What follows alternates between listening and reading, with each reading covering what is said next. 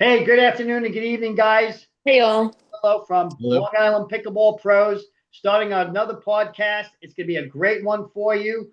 I'm from Long Island Pickleball Pros.com. Frank Milillo, Coach Frank. I do clinics, I do lessons, a PPR, IPTPA, and have a coach's duper certification to be able to teach you how to, or to be able to certify you as a certified duper certification. Right now, what we have here is a great, great opportunity. I have my co-host Sue Cormier, who introduce yourself. Hi, Sue Cormier. I'm a PPR certified pickleball coach. I teach at Topspin in Hauppauge, a wonderful new facility, 8 designated courts, air conditioned, no sun, no wind that we get in the summer. I started teaching at a small little church gym in Huntington, and I've went on to teach at Northport School District and Huntington School District. And I found these two wonderful sisters that opened up this new facility and invited me to join in on their journey. And the special guest that we have that I'm really excited to introduce, we have Dave Radisch. Him and I had Our first very what's that? our first special guest, our Our first very special first guest. I'm special so guest. Thank excited. you, Sue. Thank you. Dave Radisch, him and I had similar paths. He's the OG of pickleball, as I call him, because he basically kind of kicked it off, got it started. Him and I both ran parallel courses in terms of doing pickleball, expanding it, expanding our own businesses. Dave, if you could just introduce yourself to start. All right. My name is Dave Radisch, obviously. I am actually currently the pickleball director for Sportime based out of Port Washington. I have been involved with marketing pickleball on Long Island probably for 8 years, 7 years from the beginning. And I'm actually part of the first class to actually be certified as a pickleball Mhm. instructor back in 2019, and things have changed drastically. I feel almost minute by minute since I started this. That's right. I remember you and I both interviewed for that job at Sport Time in Port Washington, which is a pretty famous tennis facility. And they were now kicking off tennis, kicking out tennis. Actually, they were bringing in pickleball and they're expanding the pickleball facility. So, Dave, quick question for you. How did you get involved in pickleball? Well, I got involved because I actually grew up playing a sport called paddle tennis, which most people don't know. And it's a similar size as a pickleball court. It's tennis rules. You use a dead tennis ball. So they only have a couple of courts on Long Island, and there wasn't enough for me to play at. And a friend of mine, a bunch of years ago, called me up and said, "Hey, I think they have some paddle tennis courts at Sweet Hollow. They just opened up in Melville." I didn't believe it, but I went down anyway with my paddle tennis paddle, and it was pickleball. It was 3 courts dedicated, which I was shocked to see at that time. And someone came over to me and said, "Hey, what kind of paddle is that?" I explained to her it's not pickleball. She said, "Well, you want to try it?" I said, "Sure." I got out on the court, and after the first game, she looked at me and she goes, "There's no way you never played this sport before." Of course, it's a very similar. So I started playing it because I had an outlet. I was not a tennis player, and that's how I started on my journey. And you'd never know that you'd be going from there to here. Sue, how did you start in pickleball? Well, Frank, I got lured into pickleball through wine. My girlfriend has a Oh, designated court in her condo community in Northport, and they said week after week, come on down, play this new sport, pickleball. And I'm like, if I can't build muscle, burn calories, I don't want any part of it. It sounds silly. So week 4 or 5, they're like, hey, we're having wine down at the condo. Come on down. Okay, that sounds great. So they're like, okay, we'll be at the pickleball court. So yeah. I went down, I picked up a paddle. Um, Go and then just in the half hour I was there, I realized it's not just hitting a silly ball with a silly paddle over a net. There's skill, there's strategy, and from that night, the 6 or 7 of us, we met every Friday night for up until today. 7 years we've been meeting every Friday night to play So pickleball. I could tell you though, I remember when I first got started playing pickleball, it was out in North Fork and Peconic, and my friend um, uh, told me that, hey, they're building pickleball courts, and that's how I started. And from then, I got more involved. He said, hey, you should become an ambassador. When I started playing pickleball, though, I remember calling Dave Radisch at Bethpage because I heard he ran a great program, great pickleball players if you want to get involved. And I called him up. He called me back and said, okay, call me again and let's get started. We'll figure this out because he had a pretty good program. You had a pretty good program going there, Yeah, right? listen, there were no programs even to go off of. So, I came from a sales and marketing background, so I kind of turned it into pickleball. So I was coming up with crazy things, even holiday parties where everyone got dressed up in costumes playing pickleball. And I'll tell Right. you, one of the funniest things had to be one woman came for a Christmas party dressed in a full Christmas tree outfit. I wasn't sure how she was actually able to hit it, but after the second game, I told her she had to take it off because the tinsel was going all over the courts, and I was afraid someone was going to slip and hurt themselves. So now, from that time, Dave and Bethpage, well, you did have some great activities going. I was kind of jealous. You went over to Sportime. Now, you and I both interviewed with Joe, and you got the job, and you did a great job. How did it? What did you think you were going to from Bethpage to Sportime to where it is now? How do you see that? How did you see that growth going? Well, it was interesting because, remember at the time I was doing Bethpage, I had my own sales rep business. So it was kind of a side thing, and it was 10 minutes from my house. And before that, I should jump in. Before the Bethpage, I saw an ad, which for the 92nd Street Y in Manhattan. They said we must be a certified pickleball instructor. And at that time, there were barely any to begin with.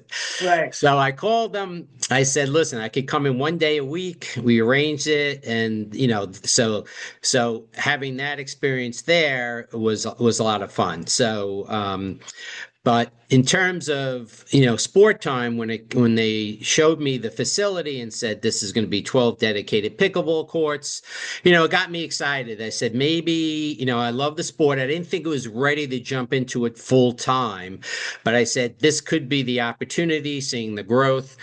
And they basically, one of the things that got me really interested in, they said, listen, for tennis, we have the whole program. It's a machine, but pickleball, it's up to, really, we want you to help create the whole programming. So it was great. I mean, I said, okay. I was like, oh, I'm actually going to get a real salary out of pickleball, not just hustling for an hour lesson for cash. Right. And you had a full canvas there. Your canvas was there. Just tell us what you want to do and we'll execute, right? That's what the team was. Yeah, well, you know what? They didn't really know. I mean, I told them this was pretty funny. When they hired me, I said, listen, I said, I'm a little bit outside the box. Okay. I know. So if you're going to hire me, you have to let me do what I want to do. And I said, I will have a rock band on your pickleball courts one day. And they're like, what are you talking about? I said, we're going to have a rock party, a real one. And they looked at me like I was crazy. And I booked a band. And now it's a little bit more commonplace. But at that time, no one even would ever do that. And I brought a band on the courts, and they still talk about it, the members there, like that was the greatest. And we do it every year now. So, but also I had to develop, clinic programs, 4-week, 8-week clinics. And, that took a lot of work, a lot of adjustment over the years. But, now it's a staple, and, training with the instructors that I have that work for me. So, it's been good. It's given me like a new out in life in terms of the work world. Cool. So, Sue, how did you get involved in pickleball in terms of your activities, and how did that relate to Dave? I just want to say I first met Dave at a social party through a mutual friend, and he hadn't started yet with pickleball full time. He still had his sales job, and we got to talking, and he was like, "Oh, I'd love to do pickleball full time one day." He's like, "I just can't see how it's possible.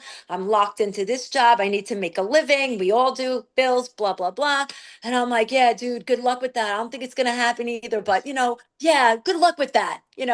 And I was so happy when I heard that Dave, that when you got the job at Sportime, I was like, I'll never forget that conversation. I'm like, here it is, like Right. his dream come true, and Yeah. you made it work, and I'm so proud and so happy Yeah. for you for that. That I appreciate that. you managed it out there, and it happened for you, and that's great. So, Sue, Thank what you. was the Thank you. catalyst for you Yeah, to go ahead.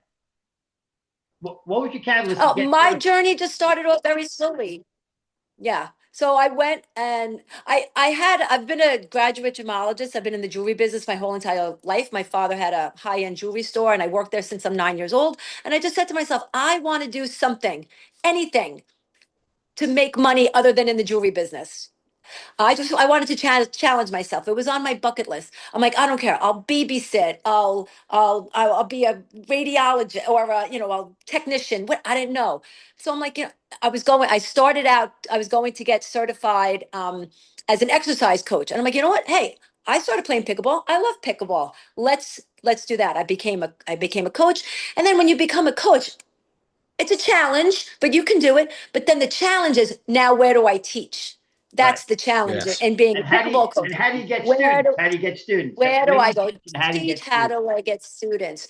So I knew the supervisor of Huntington School Districts. They put in pickleball courts there.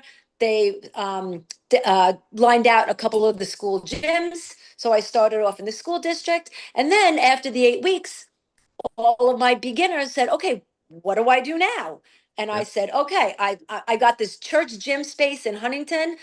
And I just, from all of my adult ed classes, I got everybody to come over to the church gym. I learned how to run clinics. I signed them up for leagues, social play, parties, all different kinds, on a much smaller scale than what Dave does. But then Right. from there, I met the two women that are on Topspin, and through a friend knew them and recommended me, and I went and talked to them, and I fell in love with them. Women owned businesses. I've got to support. I have more experience in actually I have more experience in general in pickleball than they did. So I'm like, I can really help you with your journey. I can, show you what's popular, what people need. And what I'm So it grew really, from really, there. So you can definitely see that yeah, it grows from there. It just yeah. boomerangs from that. I'm going to give you a real quick story how I got involved with my PPR certification in IPTPA. I had to get my IPTPA because Merrill Kessner had her She was my IPTPA. first, she was my first instructor. Wait, hold on. Yeah. She was in my class when we got Right. certified. So she Oh, kept that's funny. promoting her certification. I'm like, so I have to get that. So I went and got that certification because I can't say that I'm going to teach pickleball if I didn't have her certification. And from there, I got the PPR. But I was running all my leagues out of first when it was Hempstead Lake Indoor Tennis, and they had tennis courts with pickleball temporary nets there, and then it went to Pickleball Plus, and I ran all my leagues out of Pickleball Plus. But David, quick question for you in terms of what surprised you the most in terms of where pickleball started and where it's going? I mean, seeing how you're managing multiple locations, you see what the growth is. You've seen it from like the ground floor, okay? So, what surprised you most about the pickleball growth that you see? And no one sees it better than you because you're right there. Yeah, I mean, I think the way I see it, I knew it would grow, but I can't believe how fast it grew. I mean, it just, it was a slow pace. It went like this and just skyrocketed. And so quickly, and now you see it because there are so many places opening up. Indoor facilities. Even every town now has outdoor courts, and it's great to see. The best part, and I think maybe you might be able to appreciate it. I remember when I started doing my pickleball stuff, and I used to post it on Facebook, personal Facebook, and there are my high school and college friends making fun of me. That's not a real sport. That's not this. To this day. But now they call me and say, Dave, should I get the Eula paddle, the diadem? Which is the best ball to get? And I'm laughing and I'm like, it's a joke sport. What are you talking about? So it's pretty funny. I said, I guess I have the last laugh on your pickleball stuff. But now you saw the growth at Sportime. Sportime has exploded, right? They went Yeah. from Port Washington, which was a world famous tennis Yeah. facility. Now they've exploded to how many locations at Sportime? Yeah. So, that was one of the other reasons I joined them, because they were an established corporation that really knew what they were doing. I mean, I think they had 15 tennis centers before this, but since I joined over 4 years ago, they have opened up their sixth, well, including us, their sixth location of pickleball only. We're tennis combination. So we have two on Long Island, two in Westchester, and two in New Jersey. They're finding Westchester is a very similar market to here. Jersey's a little bit different, but What's different about it though? What's different about Jersey? Even though it might be over the bridge, it's a little bit different. It's spread out more, I guess, and but the facilities are phenomenal. I mean, they have the one in Wayne is 18 courts, and we were just out there for a junior tournament. It's beautiful. I mean, and that was the other thing. They back it. They know they do the facilities, like 5-star. So, it's been joy to work for them. And it's been a lot of fun. So your program started with when you first got to Sportime, how many people did you have in your program? Me, myself, and I. Yeah. That's about it. They gave me a desk. Players, though. Players. Players we didn't have. We were brand new. I mean, it was tennis. They had just taken the place over. It wasn't like it was Sportime for 3 years. It was the family that owned the facility, sold it, and Sportime took it over. So they were, for tennis, they had people that were playing there, right. But from pickleball, it was ground zero. We had none. And I don't know, I think we're over 650 members just out of Port Washington. So it's great. It's a lot of fun. I have to say, part of the thing that I like about it is I like the members. I talk to them, and I'm glad, the positive feedback I get, but I'm always looking for something else. I'm always looking to making sure what's the next thing we got to do, so it's good. But Sportime allows me to do what I want to do in terms of testing new programs and stuff. And, some work, some don't, but that's the only way you can hit that home run type of program. So you're now in a corporate structure. Sue, you're sort of like a solopreneur like myself, right? So You're basically doing and running your own thing. So you went from just saying, I'm going to teach pickleball to where you are now. What's that journey been like now that you're pretty much fully involved in it?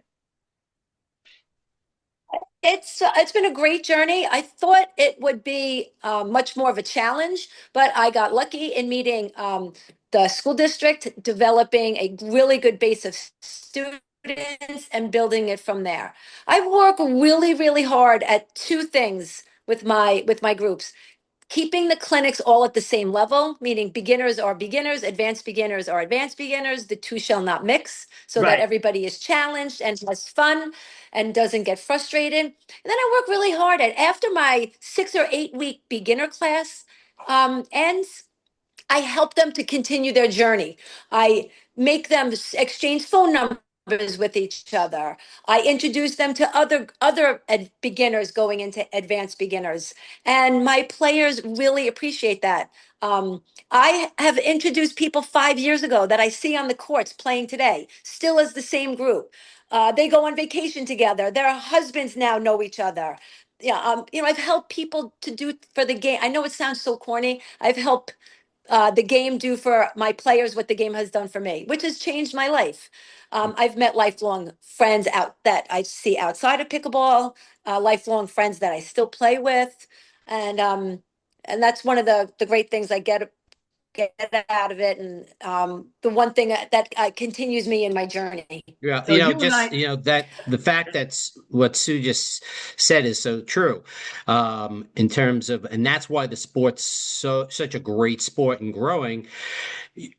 friends made off of the courts. I mean, the party that we met at was Sue B, who I used to come to my open plays, and you were friends from another area, and it's still good, good friends. And again, people you wouldn't meet, not because just because of location or what you're doing. So it's great. I mean, that at my club, that's what I love to see. I've been doing we've done so many beginner clinics, and I see these people that started in the beginner clinics. I always tell them, Sue, just like you, exchange numbers, now play together. And I see them and they're going out to dinner after they're telling me. So it's great. It's a lot of fun. It's nice, right? Yeah. Here's the thing about going out to dinner. I met Frank on a random, Frank, look at how you and I met on that random trip to Florida. That we met the other ladies that we're still friends with. You and I still friends after, I don't know, what was that, 5 years ago? That was 5 years ago. And that was and the U.S. Open Pickleball Championship is going on right now. Yeah, that was a trip of the funnest trip, one of the funnest trips I've ever taken. Unbelievable. So we went, it was just, we went to a hotel. They had a pickleball court on the hotel. I hooked up with a guy who was like the host. He took us to all different places, and we didn't know what we didn't know. All we knew was we were going to have a great time drinking until like 2, 3 o'clock in the morning. We had a blast. We played glow in the dark pickleball at one of the and that's something I'd love to do. I just can't do it at Port the way it's set up. But I get jealous because the Sportime Yorktown facility, they actually put in permanent black lights, so they just have to hit a switch and they can do it. And that's one thing that drives me crazy, because that's something I would totally have done. I just can't do it. Just it's a little overrated, though. I got to tell you, though, David, because what's going to happen is I can't see the ball. First off, we're playing with old people who are drinking. They're drinking. Yeah. So it's a one and done. It's a one and done event. It's great for lucky birthday parties. Yeah. You know that at that time that Sue and I were there, we brought another woman who said, "Frank, you know what? I have to thank you because you changed my life. So much so that she bought a condo in Naples, Florida, and plays pickleball and works at in Naples, Florida. So that's how much it changes people's lives. Absolutely, it did change her life. Yep. Yeah. Now, in terms of changing people's lives, how is this game changing as it's going forward, Dave? What do you see? Because you see a lot of things that are going on. Yeah, I mean, everything about the game has changed due to who's playing it now, the amount of facilities. So, there are shots I don't think really existed when we started, like the Ernie, like that didn't exist. And I think and we can get into this a little bit.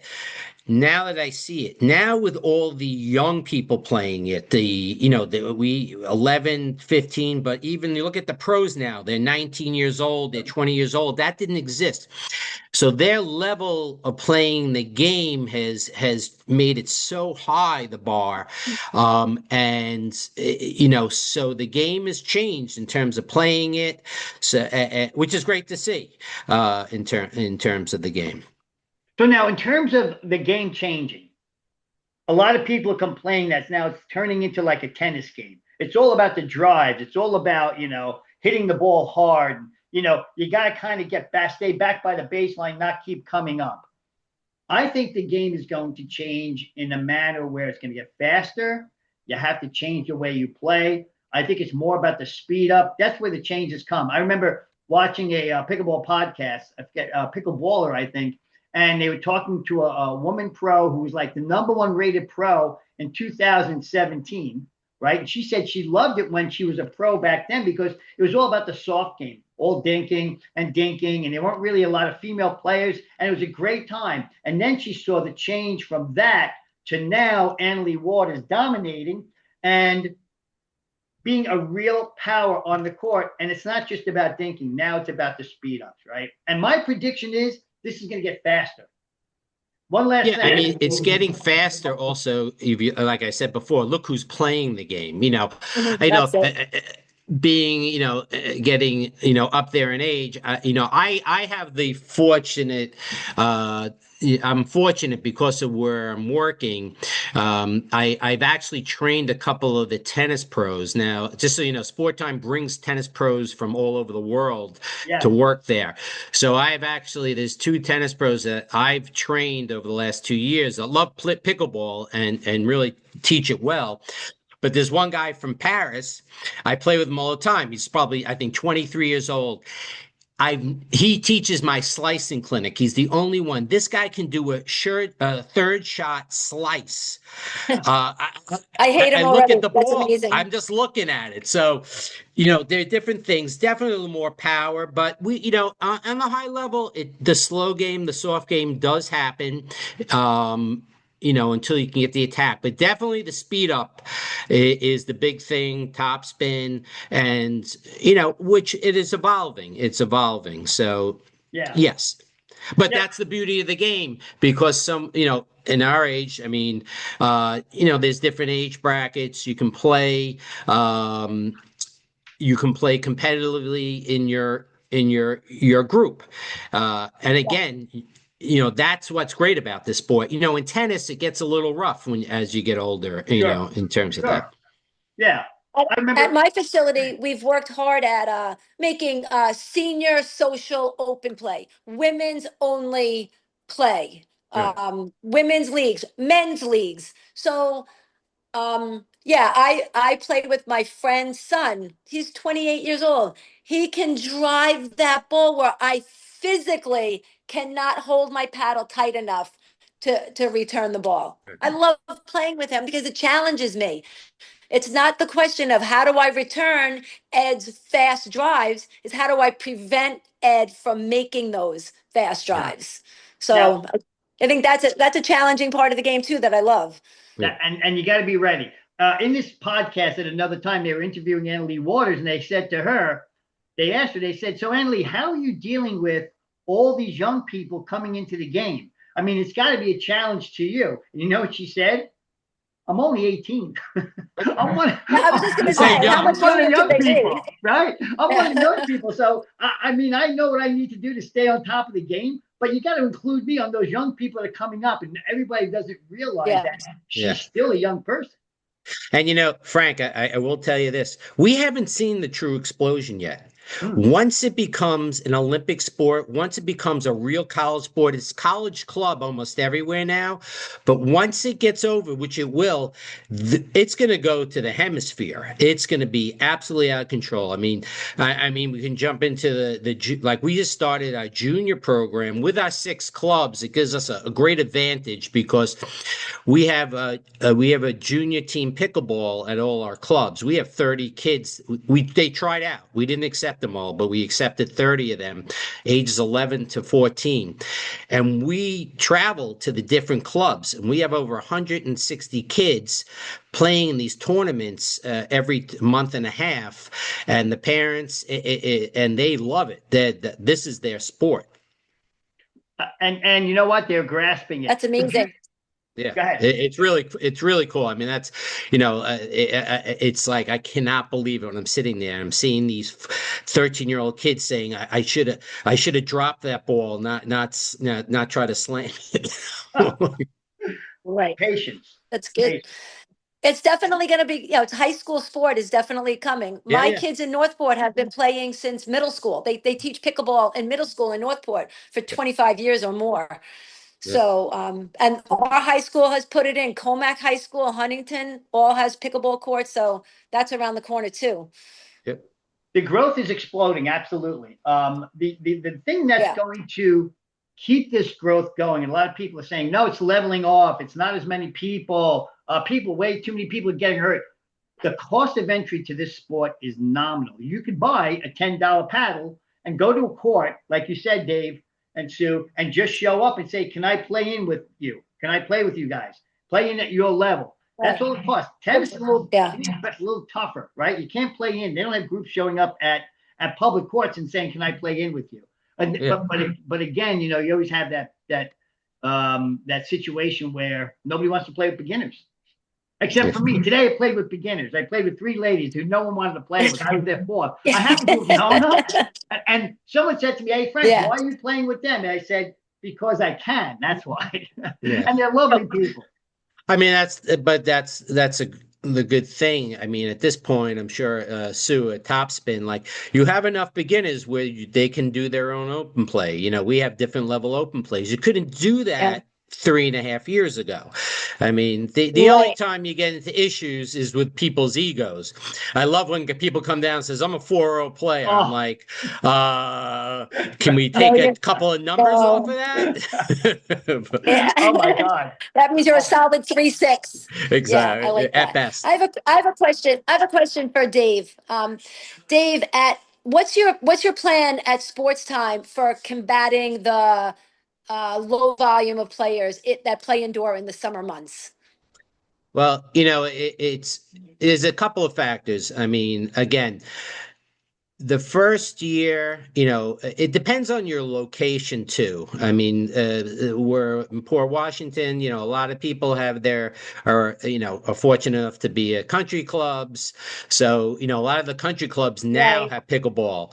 But what I've found with because we're a member club, a lot of the members still enjoy playing indoors better than outdoors, especially when it gets brutally hot or very windy or, of course, rain. I agree, yeah. So what happens, it will fall off. But last year, we were shockingly surprised. It was off from obviously peak. But the average person, let's say, that plays 3 times in my club in the fall, winter, they play at least 1 time during the week. And I say, "Well, why are you playing here, not at the club?" They go, "Because we like indoors. We don't. It's too hot out. We have our own game." I said, "It's good." So, you know. You have to be creative. You have to know your area where you're at. Again, every location's different. And ask your members what would you want to do this summer? And So here's go ahead. Sorry. Yeah. That's it. What happened to Sue? So, interestingly enough, right? I'm starting a new league on Wednesday at Sportime. It's a ladies only league. And I'm doing it for 6 weeks because I want to try just the ladies only. But I tell my people, the people that play with me, you want to play 1 day a week indoor because it can be gale force winds for 5 straight days. You could always say, but on Thursday, I don't care what it's going to be like, I'm playing indoor. So you really want that opportunity to play 1 day indoor. Okay, that's the most important thing. Listen, one last thing. Absolutely. I mean, it's a different game indoors. I love playing indoors because I don't have to deal with the elements. Even a slight wind can change the ball. And I personally like to play line shots a lot and deep angle shots. And when I do them outside, I have to play more conservatively because if I hit that shot and there's a little wind, it's going to go out. So, and then my friends tell me, then why did it go out last week indoors? So I'm kind of challenged because I don't have the access to indoor facilities. I have Rockville Center. I have new Sportime Sports Set on Maple Avenue. So that's a new facility for me. But I'm telling my beginners now, the way the courts are going to be packed, you want to play indoor because it's going to be way too busy on those courts if you don't have a place you're going to go to at least once a week. It's going to be packed. I will tell you this, like last year kind of surprised me with the amount of traffic we got.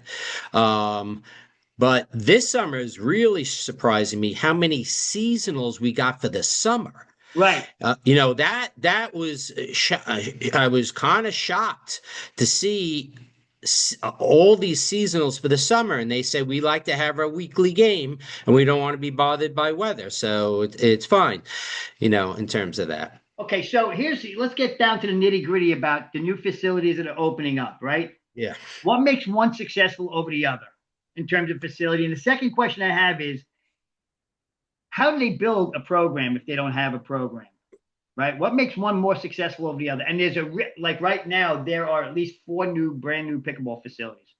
4 is a lot more. I mean, it's, Suffolk County went from, I think, 2 facilities to, I think it's going to be almost 9 facilities in 1 year. Yeah. I mean, 2 more just opened up. It's really, you have to know where you are, Right. your locate. Again, it's location, income, what people do. Is it more family oriented, more senior oriented? And you have to do some trials and tribulations. You have to try different type of programming and stuff like that. Not worry so much as price. I know some people won't do it at price, but if you have an A+ product, A+ Sure. instruction, clinics, word gets out. And they'll do it. So it will come down to, and it also another thing comes down to kind of, I hate to say it, cleanliness of the facilities. Sure. I play at a bunch of facilities. Some are excellent. I mean, Sportime puts a lot of pride into the cleanliness. They clean the things. I play at some other facilities. Some of the courts, people complain they're disgusting, they're dirty, and people Port's a little far off the beaten path. We're pretty north, unless you live over there, and we get people come even from the South Shore, and they're like, "We love this facility." So we can't come all the time, but we try to come at least once every 2 weeks if they're far away. So Yeah, and and they do come far away. They're willing to travel. I mean, I was willing to travel for golf. I'd go like 45 minutes. Quick question for you. Do the facilities need to have like a restaurant? Do they need to have all these external different types of activities in order to be successful? There are some that opened up with, full bars and everything. I don't think that is so necessary unless you're going to try to make it more than just pickleball. I mean, most people, they'll play pickleball. They're not there to really drink all night long. They'll have a beer or one drink. Sure. You need party rooms. That you need because, doing birthday parties or someone wants to have, a get together, you should have some type of party room. So that's, you can get that type of business. It can't hurt to have a bar. I don't know. I don't know. We don't have bars in our facilities. So I would be curious to see between licensing, stocking the liquor and everything, are they really adding much more, revenue or profit, I should say, Well, the overhead for things like that are pretty high. So you have Yeah, to that's what I'm have the saying. ability to offer things other than just pickleball and have a drink. I mean, now you're talking about big time parties, big time events, and Right. now you're kind of like trying to get outside the pickleball box and now getting more involved in the social events and social activities and Yeah, things well, like that's a that. key. That's a key. I mean, we do a lot of, I mean, forget the birthday parties, which are like at least one or two a weekend, kid and adult, they're both. Yeah. But, the corporate events are great. I mean, we're doing in September our first bar mitzvah, a real buyout bar mitzvah. They're bringing in a band. So that'll be interesting. But, that's always a great boost to it. And reaching out in terms of that. So where do you think it's going with all those places opening up? Will there be a shakeout? What do you think is going to make the cream rise to the top? What do you think is the most It's there. important part? I hate to say it, there absolutely will be a shakeout, and a couple of reasons will be a shakeout. A lot of the places that opened up are just people that, oh, I like pickleball, I have some extra money, let's all open up a facility. I've been fortunate enough with Sport Time to see the business side of it. And a lot of them, I know a bunch in Suffolk because there's such an explosion. I know a couple are really struggling. There are a couple that are very successful. They have the wow factor and everything. It'll be interesting to see this summer what happens out there. But I think too many people jumped into it that didn't really have a game plan. They just figured, hey, let's open it up. It's the hottest thing. So it'll be interesting to see what happens. I do believe there will be some type of shakeups. I think there'll be maybe some acquisitions. There has to be some type of twist done. I see some places really going outside the box, which is great Right. because I always was an outside the box person. So, I have to see. It also will come down to their programming and instructors. I mean, if I will tell anybody that's watching this that's thinking of being an instructor, get certified. Really, really don't just say I'm certified, I'm an instructor. I mean, really train, watch videos, really come up with your own game plan. Because if good instructors are not around, I mean, there's a handful